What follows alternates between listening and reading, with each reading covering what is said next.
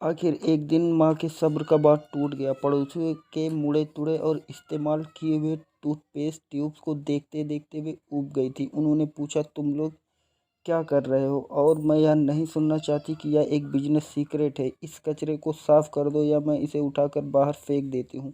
Mic और मैं उनके हाथ-पैर जोड़े और उन्हें यह बताया कि जल्द ही हमारा कच्चा माल पर्याप्त जमा हो जाएगा और फिर हम उत्पादन शुरू कर देंगे। हमने उन्हें बताया कि हम पड़ोसियों का इंतज़ार कर रहे थे ताकि अपने टूथपेस्ट के ट्यूब ख़त्म कर लें।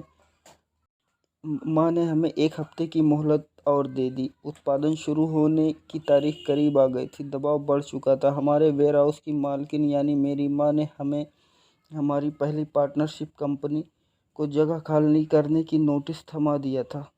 अब माइक अब माइक का काम यह था कि वह पड़ोसियों को अपने टूथपेस्ट जल्द ख़त्म करने के लिए कहे और साथ में यह भी जोड़ दे कि दांत के डॉक्टरों का कहना है कि दिन में कई बार ब्रश करना चाहिए। मैं उत्पादन की प्रक्रिया को ठीक-ठाक करने में जुट गया।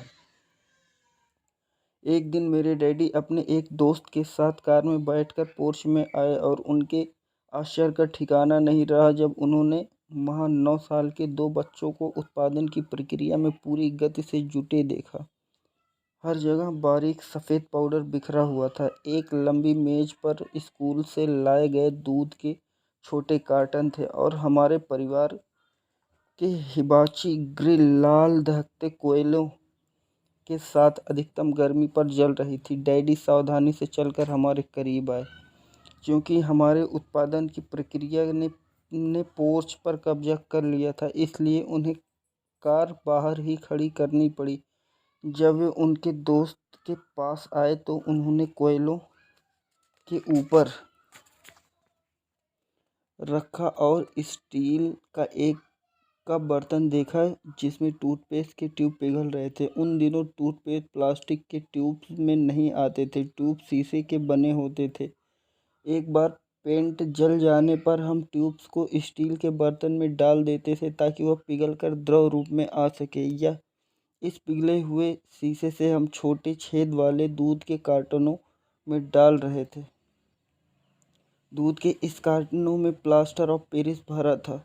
हर तरफ फैला सफ़ेद पाउडर प्लास्टर ही था जिसमें हमने पानी मिलाया था। जल्दबाजी में मैंने उसके बैग को गिरा दिया था और पूरी ज़मीन ऐसी लग रही थी जैसे वहाँ अभी-अभी बर्फ़ का तूफ़ान आया हो। दूध के कार्टन बाहरी बक्से थे जिसके भीतर प्लास्टर ऑफ पेरिस के सांचे थे। मेरे डैडी और उनके दोस्त हमें देखते रहे और हम पिघले हुए शीशे को प्लास्टर ऑफ पेरिस के क्यूब के ऊपर से छोटे से छेद में डालते रहे। संभल कर, मेरे डैडी ने कहा। मैंने बिना सर उठाए हामी भर दी। आखिरकार जब शीशे को डालने का काम ख़त्म हो गया तो मैंने स्टील के बर्तन को नीचे रख दिया और फिर अपने डैडी की तरफ देखकर मुस्कुराया। उन्होंने हल्की मुस्कान के साथ पूछा, तुम लोग क्या कर रहे हो? हम वही कर रहे हैं जो आपने बताया था, हम अमीर बनने जा रहे हैं। मैंने कहा, हाँ। माइक ने सिर हिलाते हुए कहा और मुस्कुराते हुए कहा, हम दोनों पार्टनर हैं। डैडी ने पूछा, इन प्लास्टर के सांचों में क्या है? देखिए, मैंने कहा, इसमें एक बहुत अच्छी चीज़ है। छोटे हथौड़े से मैंने सील को ठोका जिससे बाहरी खोल टूट गया। सावधानी से मैंने ऊपर के आधे प्लास्टर को हटाया और जस्ते का एक सिक्का बाहर गिर गया। हे भगवान, मेरे डैडी ने कहा, तुम लोग जस्ते के सिक्के ढाल रहे थे? बिल्कुल सही, माइक ने कहा। हम वही कर रहे थे जैसा आपने हमसे कहा था। हम पैसा बना रहे थे। मेरे डैडी के दोस्त ज़ोर से हंसने लगे। मेरे डैडी भी मुस्कुराए और उन्होंने अपना सिर हिलाया।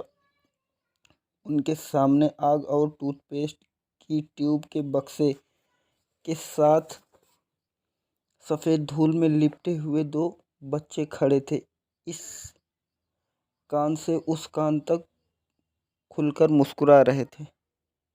उन्होंने हमसे कहा कि हम सब कुछ छोड़कर उनके साथ चलें और घर के सामने वाली सीढ़ी पर बैठें। मुस्कुराते हुए उन्होंने हमें जालसाजी शब्द का मतलब समझाया। हमारे सपने धराशायी हो गए थे। तो इसका मतलब है, इस तो आपका मतलब है कि यह